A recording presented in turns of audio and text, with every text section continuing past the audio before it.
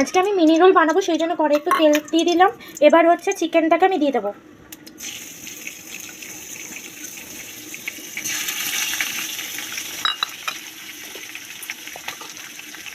এর মধ্যে আমি অল্প নুন দিচ্ছি,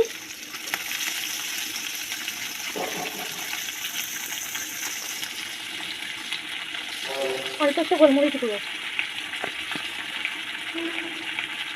অল্প একটু হলুদ দিলাম।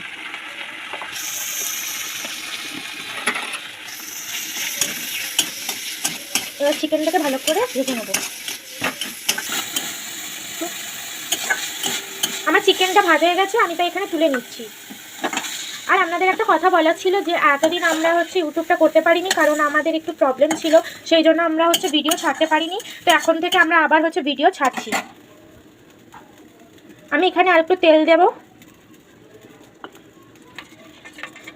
এখানে আমি হচ্ছে ডিম নিয়েছি দুটো, আর এর মধ্যে একটু ম্যাগি মশলা, একটু গোলমরিচ গুঁড়ো আর একটুখানি লবণ দিয়ে এটাকে গুলিয়ে রেখেছিলাম।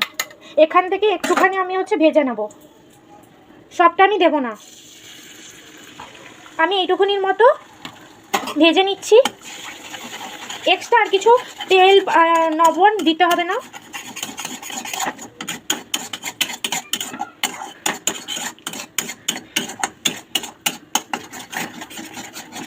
আপনারা এই ভুজিটার মধ্যে একটা গোটা ডিমও দিতে পারেন। আমার এখানে ডিমটা ভাজা হয়ে গেছে, তো আমি এখানে তুলে নিচ্ছি।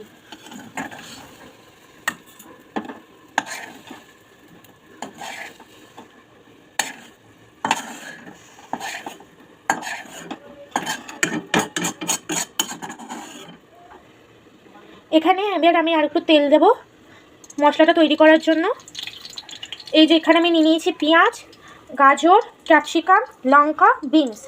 আমি আগে পেঁয়াজটা ভেজে নেব, আর এখান থেকে ক্যাপসিকামটাও দিয়ে দেবো।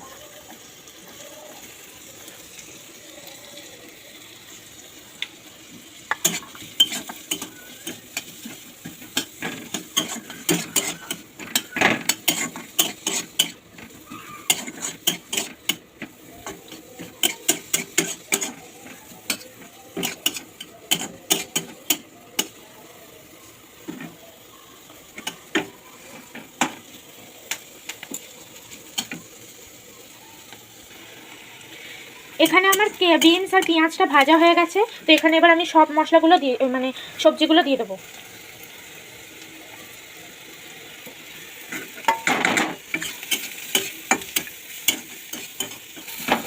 এখানে আমার সবজিগুলো সব ভাজা হয়ে গেছে, তো এখানে আমি আগে একটু রসুন বাটা দেবো, হাফ টিস্পুন রসুন বাটা,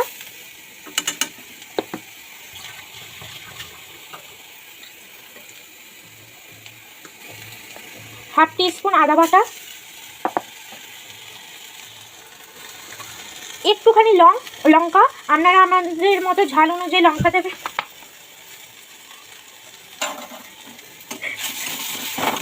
এবার এটাকে আমি এখানে মিশিয়ে নিচ্ছি। এখানে আমার আদা রসুন আর হচ্ছে লঙ্কা বাটাটা ভালো করে মেশানো হয়ে গেছে, তো এবার আমি এখানে একটুখানি হলুদ দেব, আর স্বাদ মতো লবণ দেব। আপনারা আপনাদের স্বাদ মতো লবণ দেবেন। এবার আমি এটাকে ভালো করে মেশাবো।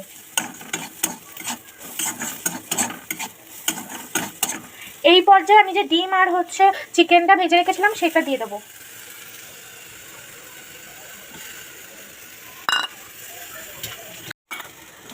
এবার আমি এই মিশ্রণটার মধ্যে 3 রকম সস দিয়ে দেবো।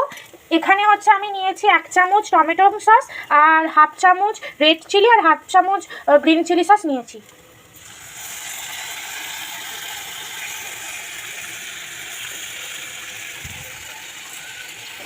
একটুখানি বাটি ধোয়া জল দিলাম। এবার এটাকে ভালো করে মেশাবো।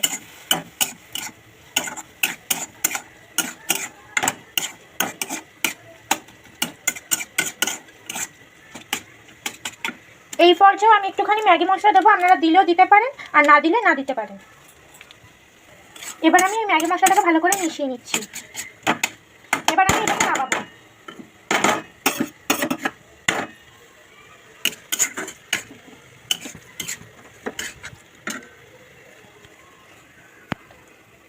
এবার এটাকে আমি নামিয়ে নিচ্ছি।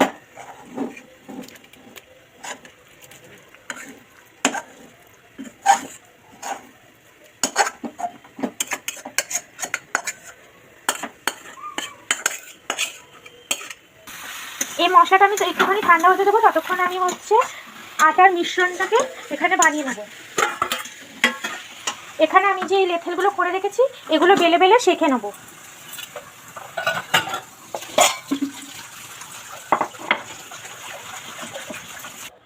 এখানে আমি ময়দা নিয়েছি আর আটার লেথেল নিয়েছি। আপনারা শুধু ময়দা দিয়েও করতে পারেন বা আটা দিয়েও করতে পারেন। আমি এখানে গুঁড়োটা দিয়ে এখানে বেলে নেব।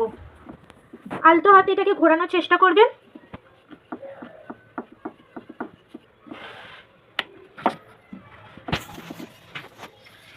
আর অল্প অল্প গুঁড়ো দিয়ে এটাকে বেলবেন, তাহলে দেখবেন এইটা আর হচ্ছে লেগে যাচ্ছে না। আর একটু পাতলা করে বেলবেন।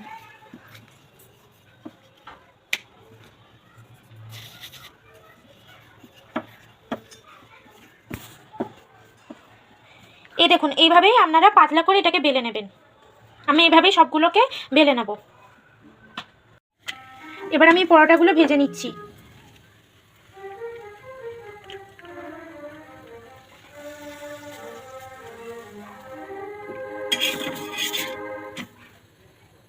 এভাবে দুপিঠটা ভেজে নিতে হবে।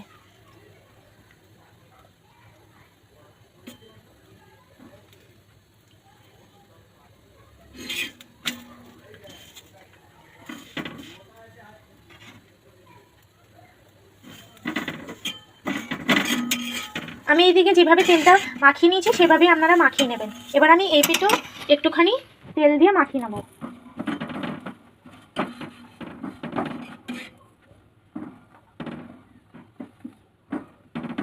দেখছেন কিভাবে ফুলছে? এইভাবে ফোলাবেন।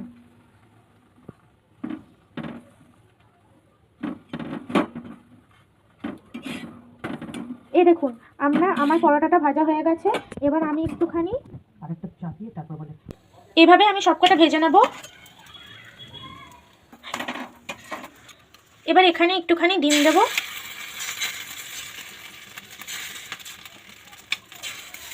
এবার এই ডিমটার মধ্যে এটাকে দিয়ে এভাবে চেপে দেবো।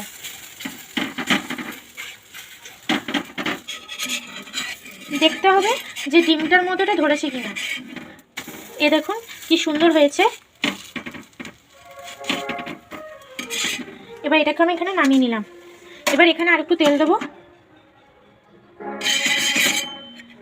এখানেও ওই একইভাবে আমি ডিম দেবো।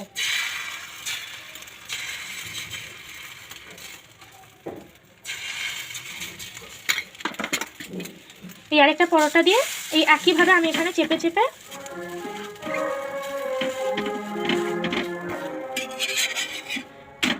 দেখুন এটাও কি সুন্দর ভাজা হয়ে গেছে।